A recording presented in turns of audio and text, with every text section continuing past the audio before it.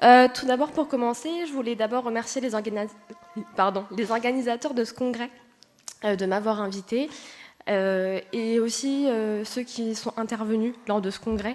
Tout est vraiment passionnant et c'est un plaisir de les écouter, donc je vous remercie énormément. Quant à moi, pour aujourd'hui, je vais donc vous parler de l'éthique et de l'esthétique de l'islam dans Soufi mon amour, à travers Rumi, Shams et la poétique de la transformation spirituelle. Soufi mon amour est un roman écrit par Elif Shafak en 2010. Donc, je vous fais une petite présentation très rapide d'Elif Shafak. Donc, c'est une auteure qui est née en 1971. C'est une fille d'un diplomate turc et elle a beaucoup voyagé entre l'Espagne, la Jordanie et la Turquie. À travers cela, durant ses études, elle a fait un mémoire qui se nomme « La compréhension des derviches hétérodoxes de l'islam ». Donc je vais vite vous expliquer ce lien entre son mémoire justement et Soufi mon amour. Soufi mon amour est arrivé un petit peu par hasard dans ma vie peu de temps avant que je tombe justement sur le sujet de ce congrès, donc l'éthique et l'esthétique dans le patrimoine islamique. Ça a été pour moi une évidence, un peu comme Shams de Tabriz qui arrive dans la vie de Rumi justement. Donc tout était vraiment lié. Donc ce roman propose une relecture qui se veut romanesque de la rencontre entre Shams de Tabriz et le poète Rumi. Donc Shams de Tabriz est un soufi et également un derviche. Donc tout en l'articulant à un récit contemporain qui est centré sur le personnage d'Ella.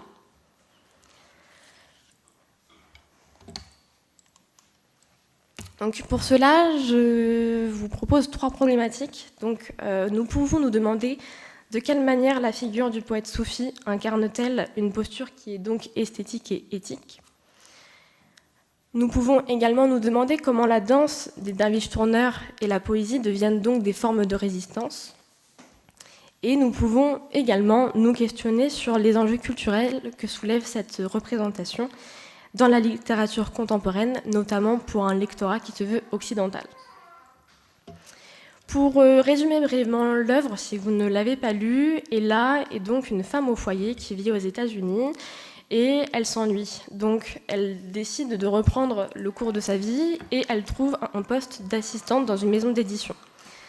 À ce moment-là, elle tombe sur un manuscrit, donc le manuscrit d'Aziz, qui lui narre la relation entre Shams de Tabriz et Rumi.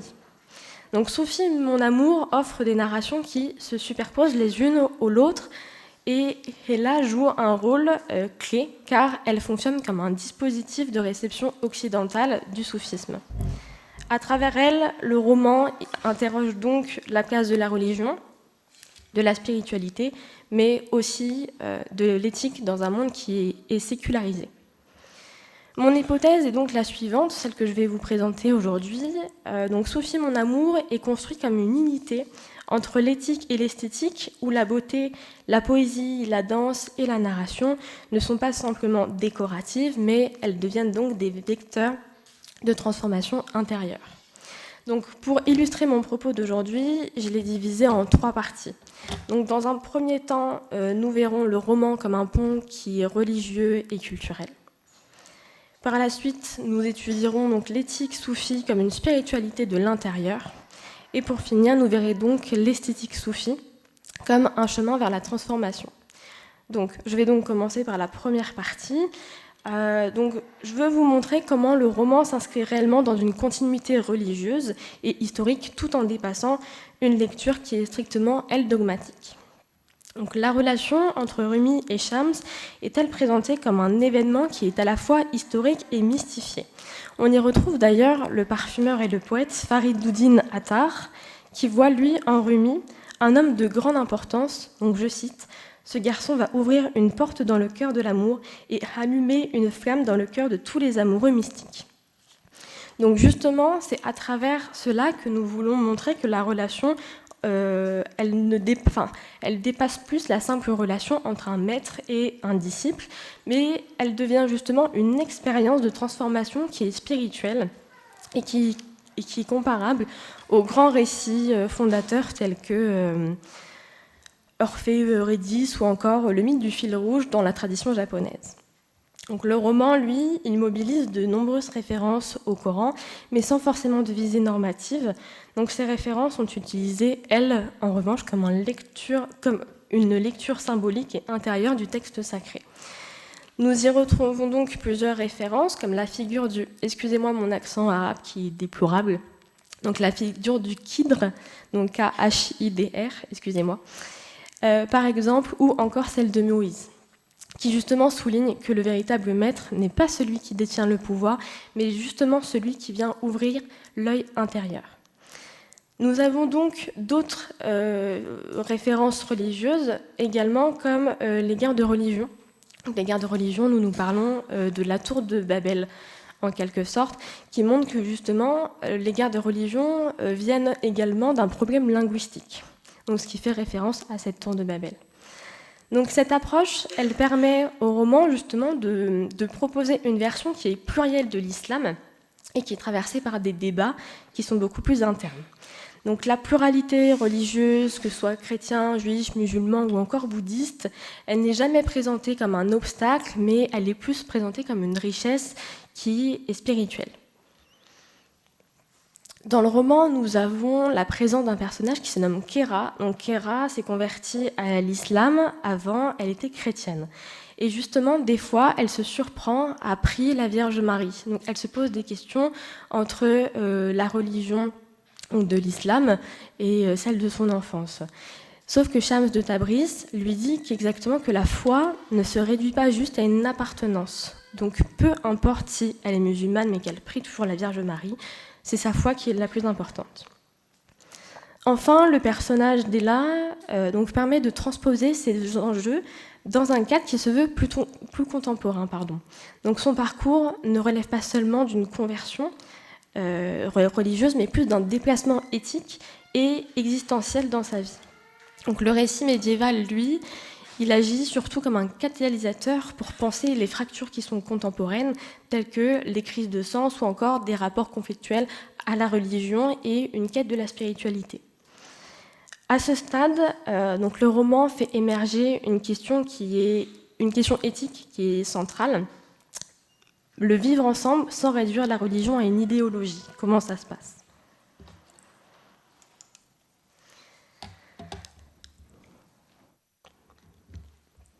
Donc, dans cette deuxième partie, je vais vous présenter donc, l'éthique soufie, telle qu'elle est mise en scène dans le roman. Donc cette éthique, elle repose sur un principe qui est fondamental, donc qui est l'amour.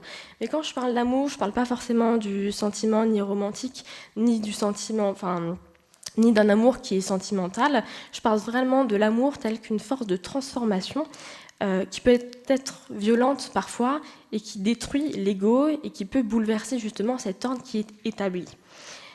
Donc le personnage de Shams de Tabriz, lui, il incarne une parole qui est radicale concernant l'amour. L'amour ne peut pas être tiède. Il oblige forcément à une prise de risque qui est intérieure. Cette radicalité se retrouve dans l'expérience d'Ella, dont le trouble révèle la difficulté d'accueillir une éthique qui remet en cause toutes les normes qu'elle connaît, donc que ce soit des normes qui sont conjugales, sociales ou encore morales. Le roman développe également une herméneutique soufie qui est fondée sur la distinction entre le sens apparent et le sens caché, donc le zahir et le bant. Et face à une lecture qui est juridique et normative de la religion, le soufisme, lui, revendique une lecture qui est intérieure, qui est fondée sur le discernement et sur la responsabilité individuelle de chacun. Cette approche, elle, se manifeste dans le traitement de l'ascèse. Donc, c'est un exercice, donc des exercices qui se veulent physiques et moraux et qui sont destinés à libérer l'esprit justement en vue d'un perfectionnement spirituel. La souffrance, la perte ou encore le manque ne sont pas perçus comme des échecs, mais justement, ils font partie de ces étapes nécessaires qui construisent le chemin spirituel. À travers ce roman-là, la transformation de Rumi et celle d'Ella, on va en parler dans la partie juste après, elle passe par une déconstruction de l'ego dans tous les cas. Enfin, le roman met lui en scène un conflit qui est éthique.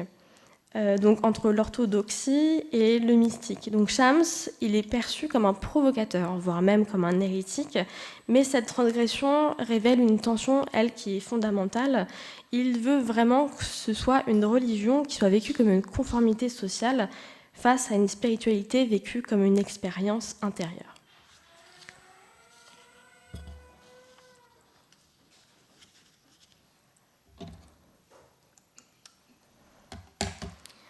Donc, la dernière partie de mon intervention, elle, porte sur l'esthétique qui est indissociable de l'éthique dans le roman, car la construction narrative, elle, est conçue en miroir. Donc, dans un côté, donc en fait, le lecteur occidental se promène entre quelque sorte entre le récit médiéval, donc, qui est écrit par le personnage d'Aziz, et le récit contemporain, donc, qui lui est interprété plus par Ella. Donc tout cela matérialise une esthétique de la transmission. Donc esthétiquement, Soufi mon amour est construit sur plusieurs points qu'il est important de rappeler. Tout d'abord, dans tout le roman, nous avons donc les 40 règles de Shams. Donc les 40 règles de Shams, ce sont vraiment les règles soufis justement, où il explique tout ce qui doit être mis en place pour ce chemin spirituel intérieur.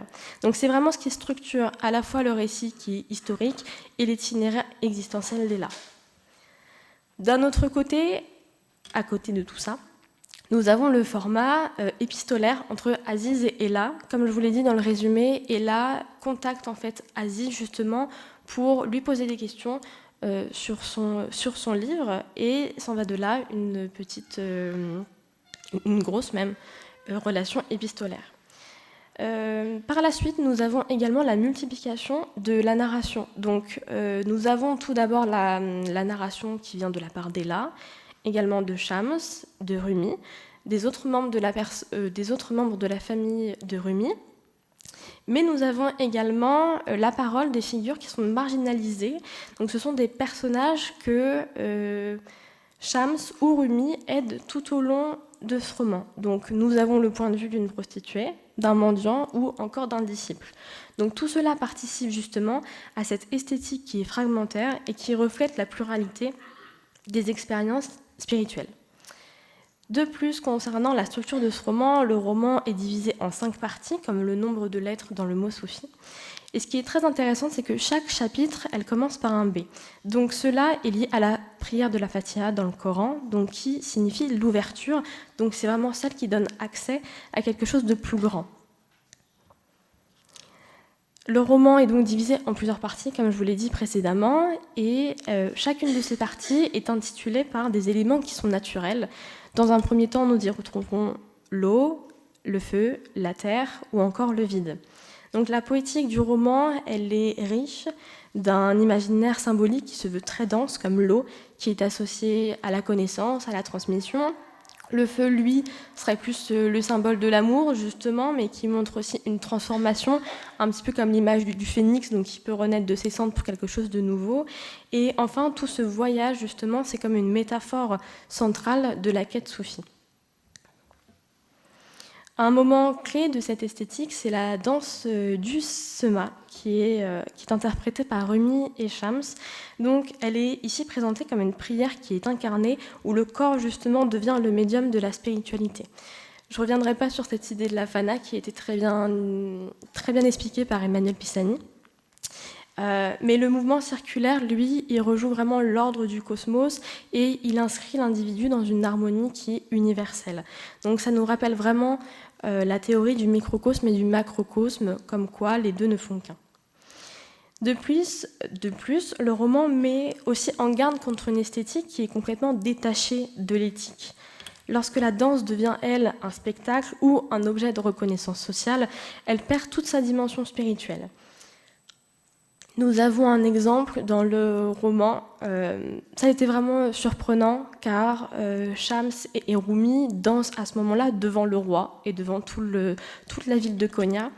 Et vraiment le spectacle, au début, vraiment les musulmans n'étaient pas fans des soufis. Ils étaient un petit peu réfractaires à cette idée du spectacle. Et au final, cette danse du Sema a conquis le cœur de tous les spectateurs, dont le roi. Et donc le roi, après les avoir acclamés, leur lance une liasse de billets. Et c'est là que Shams se met en colère, mais une colère qui est vraiment énorme, car c'est justement là où il explique que cette danse n'est pas un spectacle, donc elle n'a pas à être reconnue, à recevoir de l'argent, ce n'est pas un objet de reconnaissance sociale, mais vraiment, il dit que sa beauté n'a de sens que si elle conduit à l'amour et à la transformation intérieure. Enfin, donc la poésie et la musique, donc notamment la présence du ney, donc qui est une flûte de roseau, sont présentes durant cette danse du sema et elles apparaissent comme des langages de l'indicible. Donc elle permet d'exprimer ce que le discours rationnel ne peut pas saisir exactement. Donc la perte devient alors un moteur qui est poétique et un espace de médiation qui est culturel.